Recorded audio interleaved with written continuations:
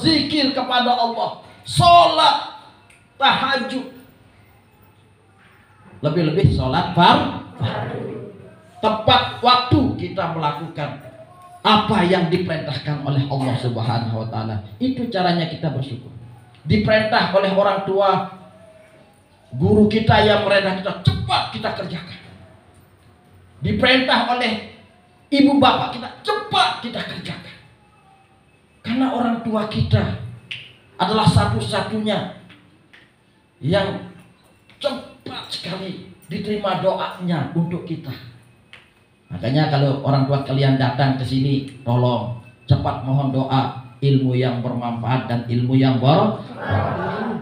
Maulana Syekh Guru Abah, setiap dia bertemu dengan ibundanya selalu minta doa mendapatkan ilmu yang barakah. Makanya Maulana Syekh didoakan oleh bundanya agar mendapatkan ilmu barakah. Itu saja. Akhirnya sekarang Maulana Syekh menjadi wali Allah, jadi ulama besar di dunia ini, lebih-lebih kelak di akhir. Nah, kita ingin begitu. Tentu sekarang kalau datang orang tua kita, cepat-cepat kita minta doa. Jangan kecewakan orang tua. Jangan kecewakan orang tua kita. Karena kecewanya orang tua itu, kecewalah Allah pada diri kita. Nauzubillahi min dzalik. Apa penyebab orang tua kita kecewa? Nah, ini kita tanya, apa penyebabnya orang tua kita kecewa? Yang paling menyebabkan orang tua kita kecewa adalah kita tidak mau ngaji. Paling kecewa orang tua kalau kita tidak mau ngaji. Kalau kita tidak mau ibadah, kecewa orang tua kita.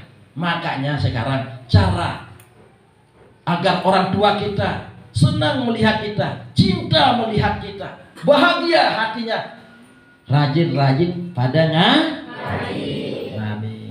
Jadi untung kalian semua di sini dituntun oleh guru-guru kalian, ustadz dan ustazah kalian yang menuntun kalian untuk sampai ke hadirat Allah, supaya Allah senang kepada kita, Allah cinta kepada kita. Jadi kekhawatiran seperti Rabi'atul Adawiyah, apakah dia akan masuk surga atau neraka, tertulis di dalam sebuah kitab bahwa beliau kan ditunang oleh Syekh Hasan, namanya Hasan Basri, menunang beliau untuk kawin. Nah, karena cantik, yang namanya Rabi'atul Adawiyah seorang wali Allah, cantik, muka wajahnya cantik, hatinya cantik, akhirnya ulama besar meminangnya. Syekh, katanya, iya, ayo kita jalan-jalan dulu. Mau kemana? Ini kita jalan di atas air. Nah, itu main-mainnya jalan di atas air. Kalau kita aja lari-lari di lapangan. Kalau beliau jalan di apa katanya Syekh Rabi'atul Adawiyah, Syekh Hasan, kenapa Anda banggakan dengan jalan di atas air? Ikan saja bisa jalan. Ikan, pudah, namanya pudah. Yang kecil itu saja bisa jalan. Ikan yang kecil bisa jalan di atas air. Jangan bangga dengan itu. Ini dia langsung dibuang anunya, sorbannya, di atas udara. Beliau naik di atas udara. Kagum Syekh Hasan Basri, luar biasa kewalian Rabi'atul Adawiyah. Akhirnya ditunang. Syekh, mari kita kawin, kita sama-sama.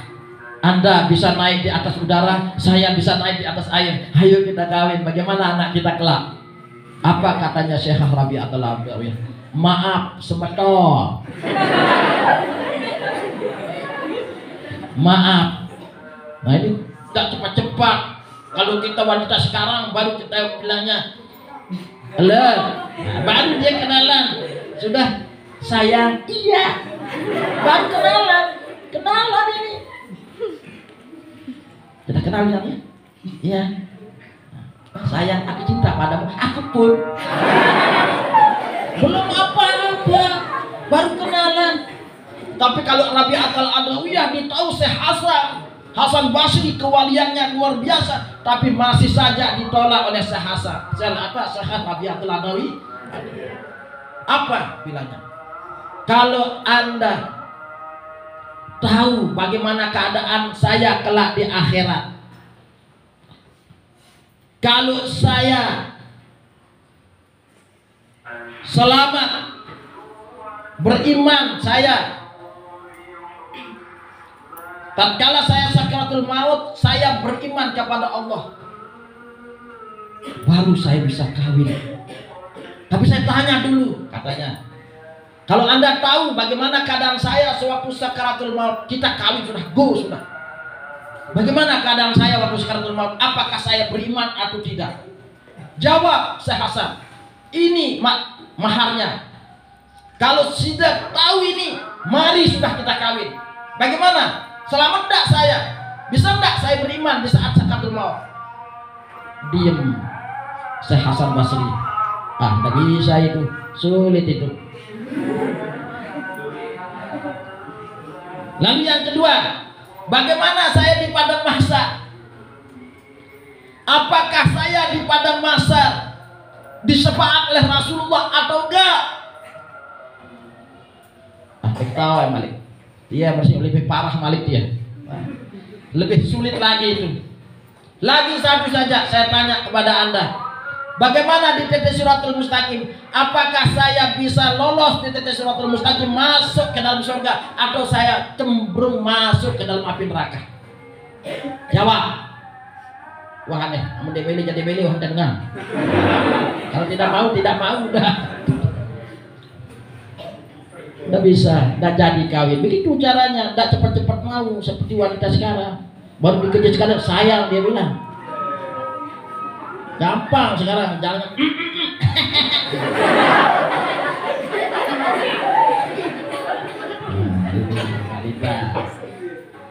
Tapi jangan seperti itu. Mari kita teguh. Mari di dalam hati kita tanamkan jiwa muslimah kita. Tanamkan jiwa muslimah. Cinta kepada Allah, cinta kepada Rasulullah, cinta kepada guru, dan cinta kepada kedua orang tua. Tanamkan di dalam hati kita. Insya Allah sulit kita tergoda.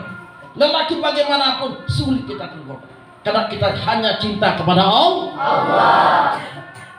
Nah ini harapan saya kepada santri-santriwati saya dan santri-santri saya yang ada. Saya harapkan supaya teguh jiwa, iman kuat. Karena dengan keimanan inilah kita akan masuk surga. Dengan keimanan kepada Allah dan Rasulnya, kita dibukakan surganya Allah Subhanahu wa Ta'ala. Amin ya rabbal alamin.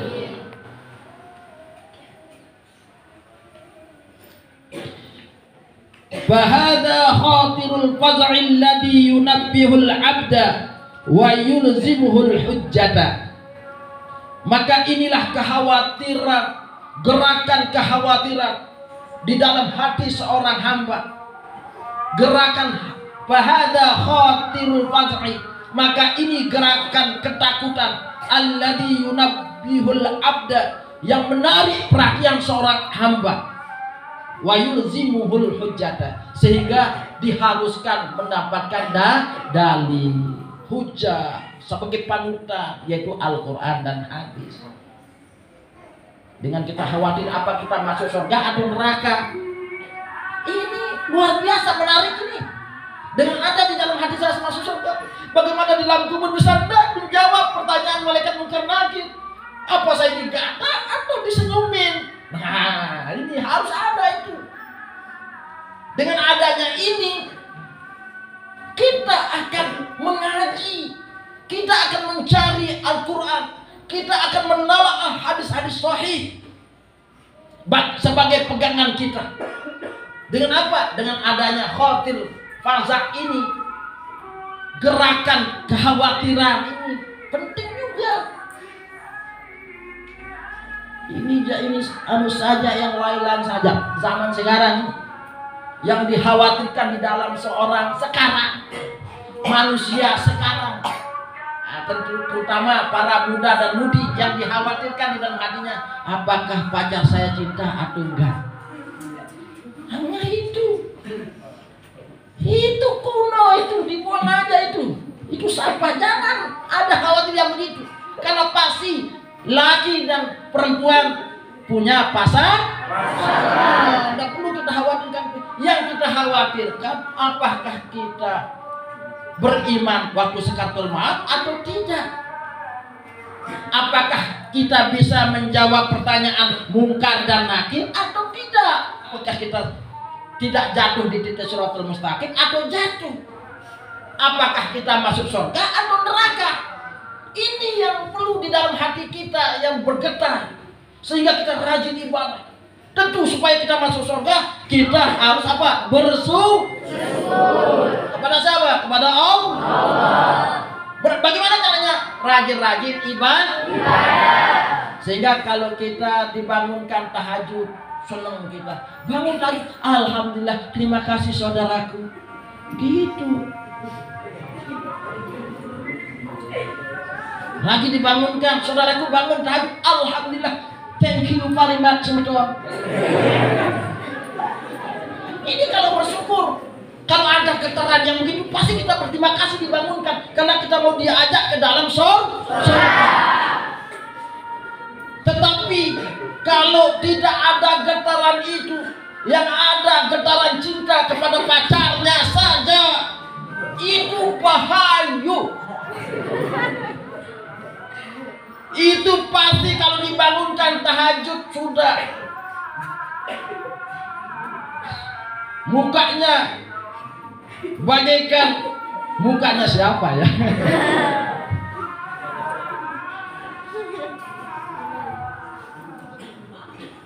Kalau tidak ada getaran hati, kekhawatiran tentang bagaimana dirinya di akhirat, udah bahaya itu. Kalau dibangunkan sulit itu. Ayo bangun, bangun, bangun. Wah, pasti tidak mau dibangunkan. Kenapa tidak mau dibangunkan? Karena tidak ada getaran hati, getaran cinta kepada Allah itu kurang, tidak ada. Mana mau dibangunkan? Hanya getaran kepada pacarnya. Kalau ada bilang begini, ayo bangun, bangun tahajud, bangun. Halimah mau kenapa? Kalau bilang Halimah baru dia bangun.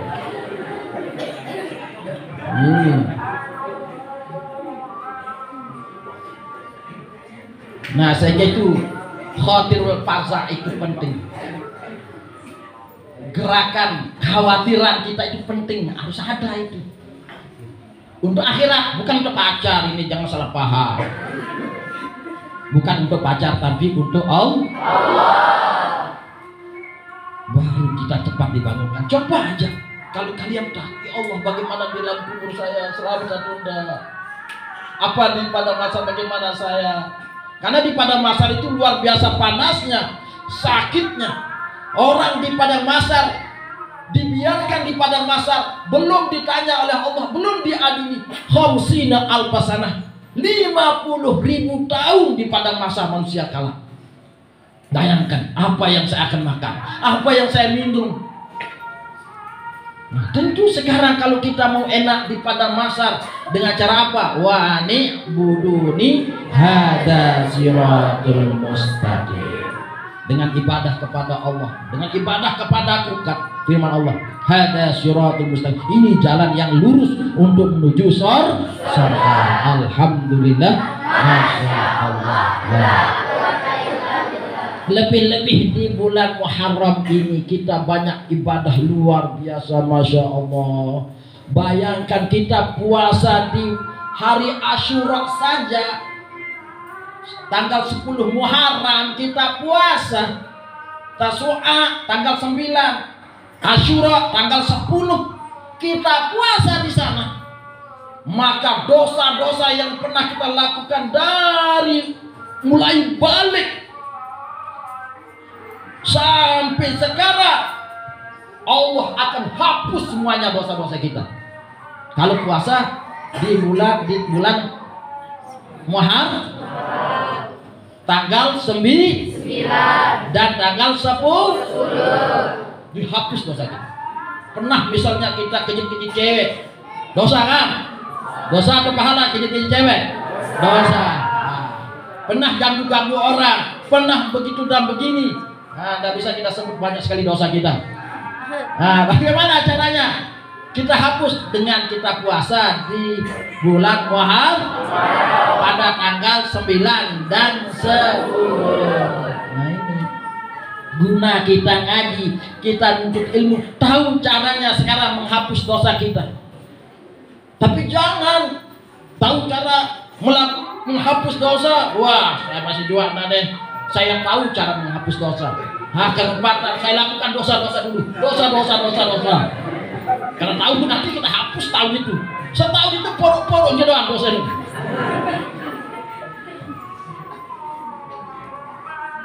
Jangan yang begitu tidak boleh. Sekalipun ada untuk menghapus dosa setahun, kita berusaha untuk melakukan kebaikan.